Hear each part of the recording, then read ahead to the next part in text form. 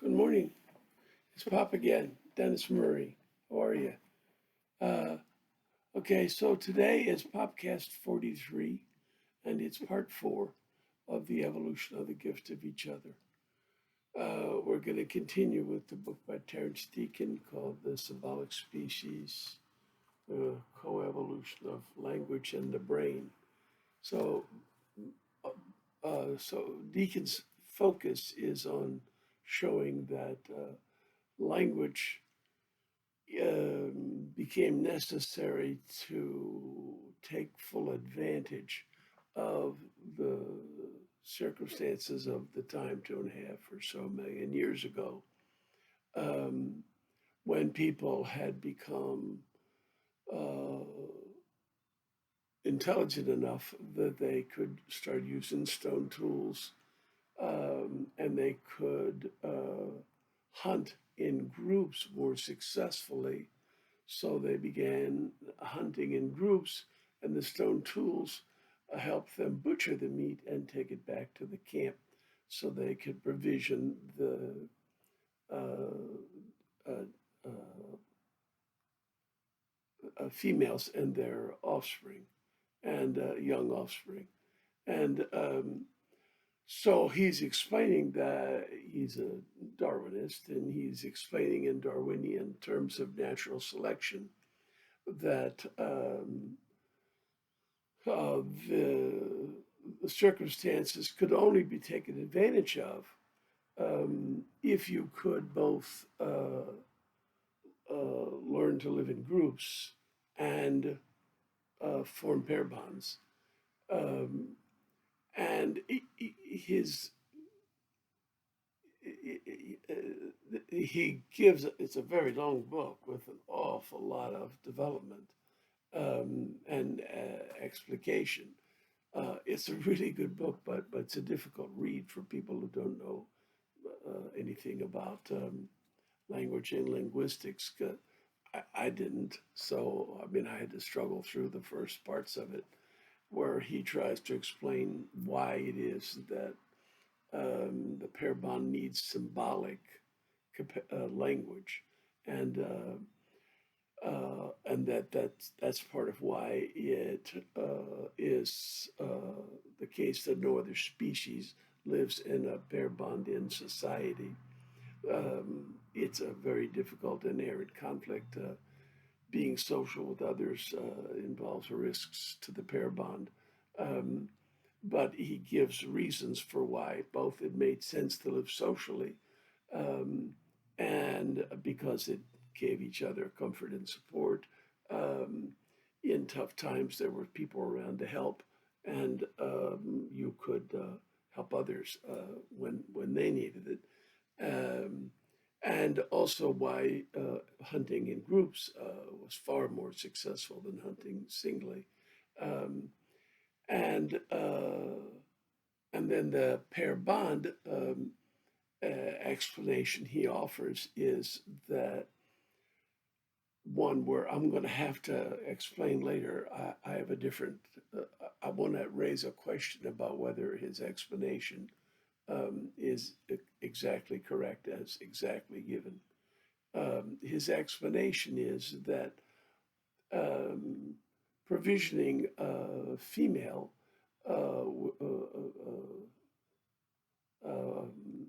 and her progeny um, required the male to know that they were his progeny.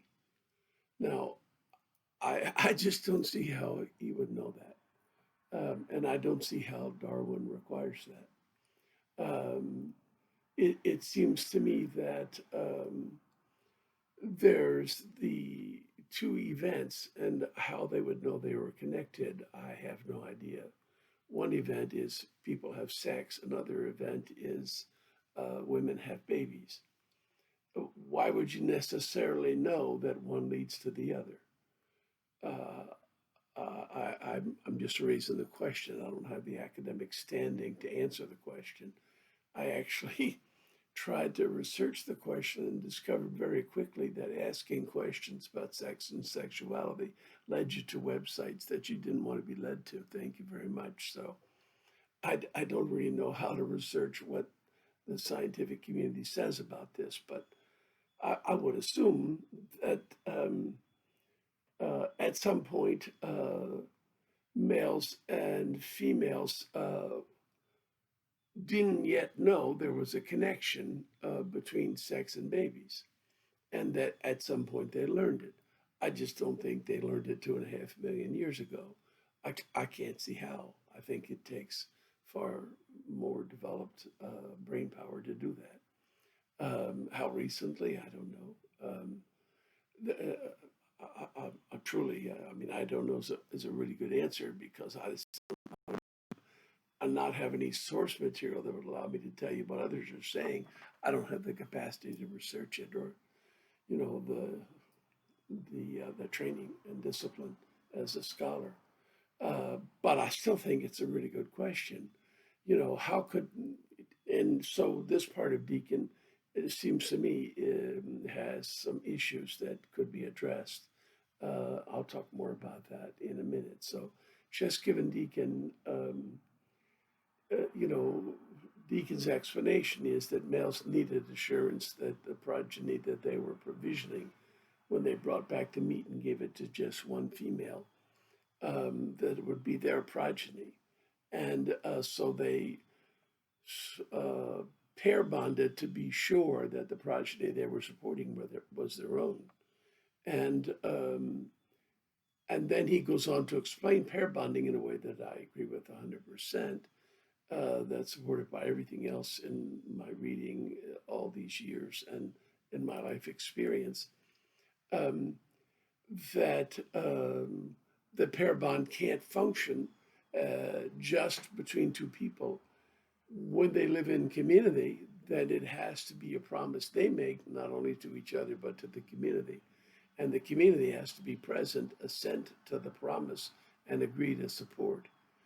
I've actually had the great privilege of presiding over weddings on a couple of occasions. I got a internet minister's license and the request of some young friends. Um, and a young couple, dear, you know, children of dear friends of mine in France, asked to have me do the wedding for them there, even though it's not in France. All legal weddings are done at City Hall, and it's pretty common to have some kind of a wedding ceremony privately that has no legal basis, either in church or at somebody's house afterwards. And so I did that one, and in all my research about weddings, I very much, you know, came to appreciate how much the community is involved in this. And you no doubt have noticed at weddings that they ask the community to assent in the form of the parents saying, you know, that they give these people to each other. And but also more than that, in the weddings I did, I always added an express community consent. Do you agree to support this marriage? And I wanted a loud assertion of yes, we do. And so Deacon is really right on as far as I'm concerned that this pair bond, whether it was formed because the man wanted to be sure the kids he was supporting were his own, or for other reasons, which I'll discuss later. But this pair bond, when formed, needed to be more than just a promise between the two people. It needed to be supported by the community. And Deacon uses the concept of reciprocal altruism to explain this, and I think he has a good point here. He's saying that each of the people in the you know the camp, the village, the community, the tribe, was promising to forego sex with anyone else, and also promised the male was promising to provision this female and not other females, so that his hunting prowess brought back meat that she and her children would have the benefit of, and it wasn't shared with a bunch of other women that he was having sex with. So that sex and provisioning are connected, even way back then, and they were part of the pair bond, and the pair bond is supported by the community. Then he said it couldn't happen that you could live in community as a bonded pair unless the promises were respected and supported by the community, and the community had something to lose when the promises were broken. So that not just the pair looked for cheating and tried to punish each other for cheating, but the community punished cheaters. That this promise was part of the community's valuable arrangements that people will pair bond, and the male will provision the female and the progeny with this valuable protein source, meat, that greatly increases the chance of reproductive success in Darwinian terms. So um, um, this key of everybody in the community has something to lose when pair bonds, when cheaters cheat, um, is important. We're just going to step aside from a moment from today's presentation. It's important for the big, broad, general issue of the divisiveness in society today. At heart, the divisiveness is connected very much to this very specific origin of the gift of each other and its sexual relationships. The, the whole community feels very strongly that our arrangements about sexual matters are everybody's thing to gain and lose. So that when you decide that it's perfectly all right to screw around, and then the whole community has a reaction to that decision on your part. You're not just an individual, you're an individual who lives in a community, and the rest of the community has something to lose when the general structure of not cheating is ended by, a significant portion of the population.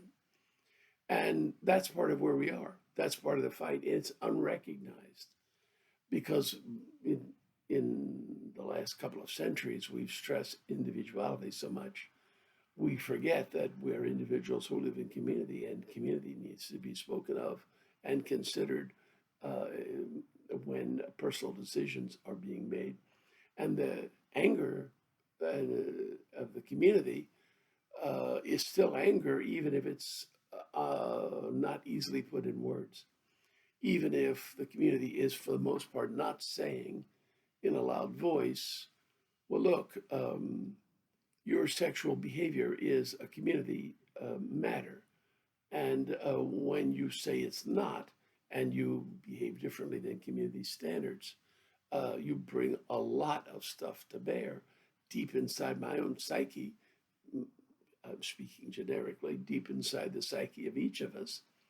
And for some of us, it's a real issue. It wasn't discussed. You didn't consult us. The process by which these precious traditions have been set aside hasn't been satisfactory to many of us. So that, of course, I'm rather on the modern curve that sexuality is basically a personal decision. But as I get older, I come to appreciate how much it's also a community decision, and how much it's connected to this anger and hurt deep in the psyche of so many of us that is part of this divide. If nobody ever told you that your sexual life has a community dimension, and then some old guy starts telling you it does, you might be tempted to use some nasty words and direct them at him as you're laughing and walking away, paying utterly no attention. So that if we have these uh, things deep in our psyche, where we honor the traditions and are very slow to allow them to change, then we need to recognize how important they are, that they're there, and that they're very important, and we need to talk about them. And that is part of this whole process. You want to recreate the middle, you want to change your life so that you can change the community. Well, one of the things that needs to change is we have to re-recognize the community aspects of personal decisions. And I say that as an offender. Um, my wife and I were having sex before marriage, and we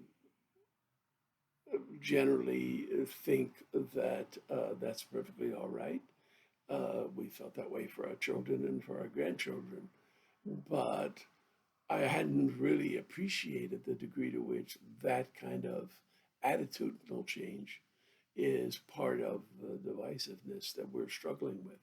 And I still feel the same way, but I think that we need to discuss as a community um, the slow evolution of community standards to allow young people to explore sex and sexuality with multiple partners, hopefully in the context of intimacy in each relationship, um, so that sex and intimacy are still largely related, even though they may be engaged in with this girlfriend or boyfriend with whom there's a real depth of intimacy for a space of time, and then later with another.